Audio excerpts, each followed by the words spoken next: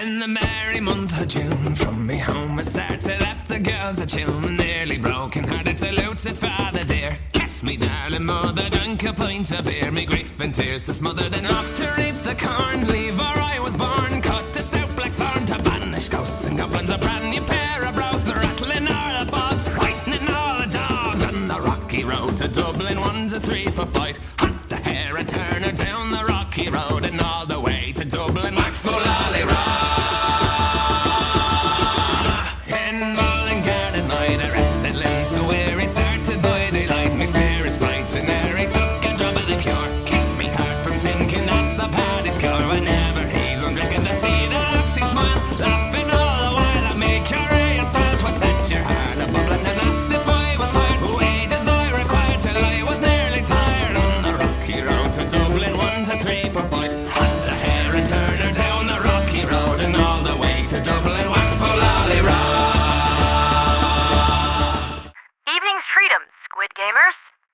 Intro was Rocky Road to Dublin by Colm R. McGuinness, whose amazing gifts of song, rhythm, and rhyme have made him prolific enough of a creator that if I just focused on only his musical works, I would have enough intros to keep my show going at 2 broadcasts a day for the next 7 months. Dude's made nearly as many songs as I have broadcasts, which is both insane and awesome, much like the insanely awesome man himself.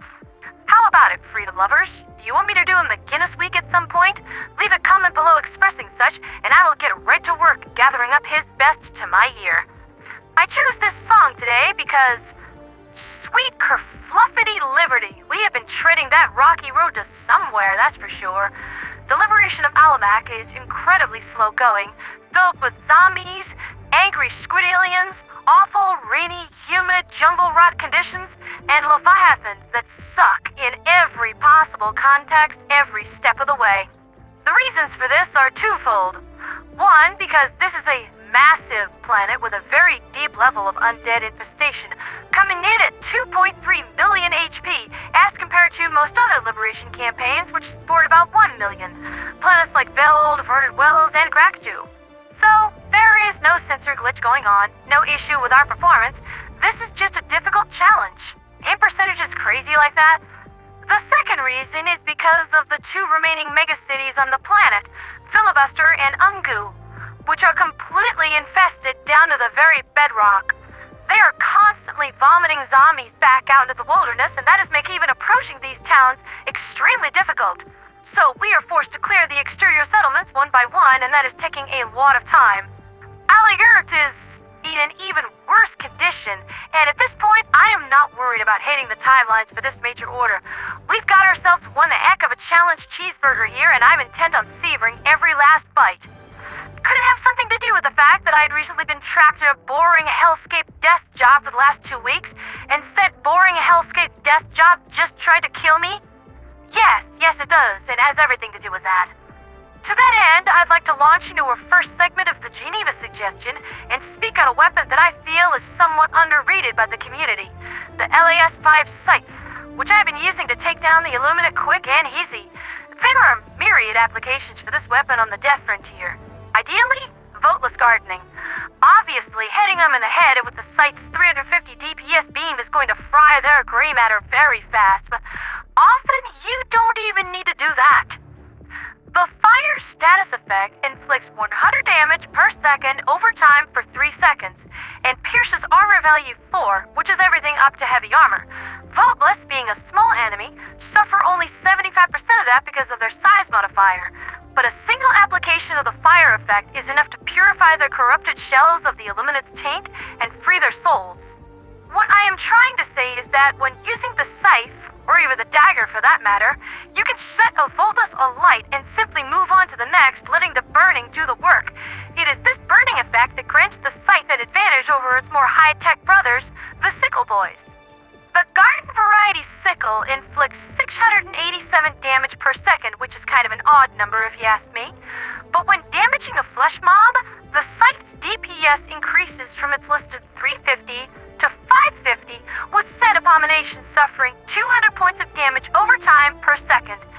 It's actually nearly as efficient to keep a flesh mob burning with intermittent blasts from the laser and focus on dodging its wild charges.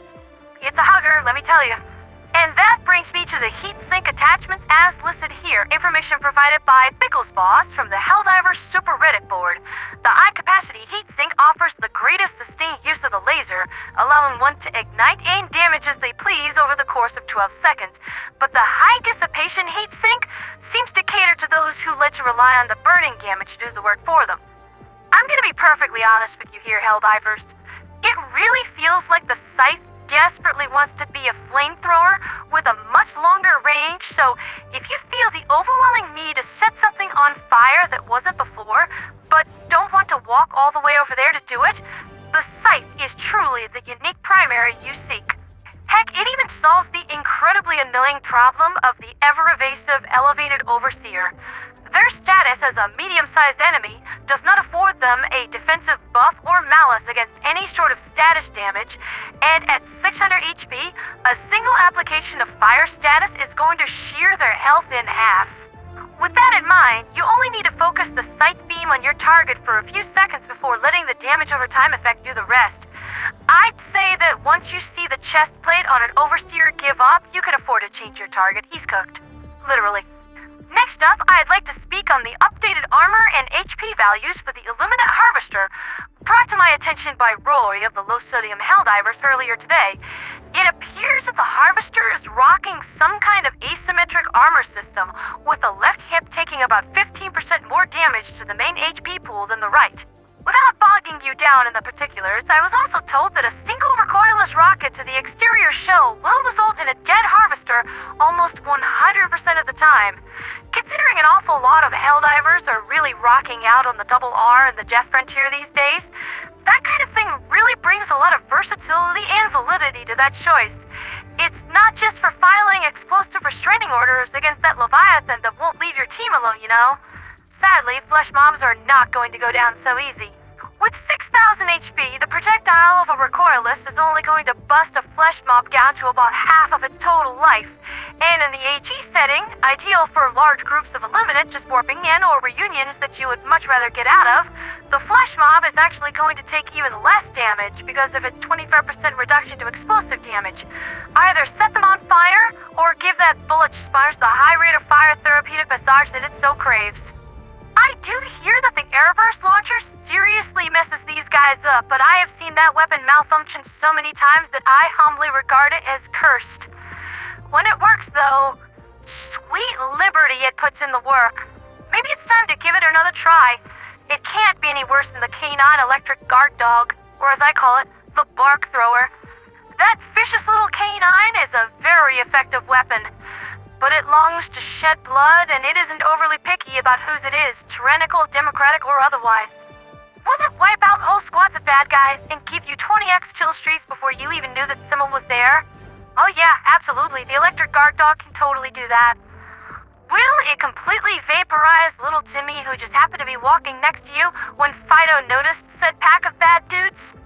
Without remorse.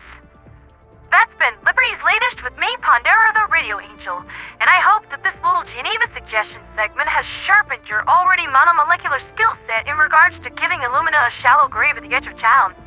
Got recommendations and suggestions of your own? Leave them in the comments section and help me defeat the most tyrannical, undemocratic enemy of them all, the SuperTube algorithm. At nearly 1,400 hours of drop time, I am still learning things about this Hubble profession, and with the rate that new stuff is wheeled out by Arrowhead R&D, there's always something new to master.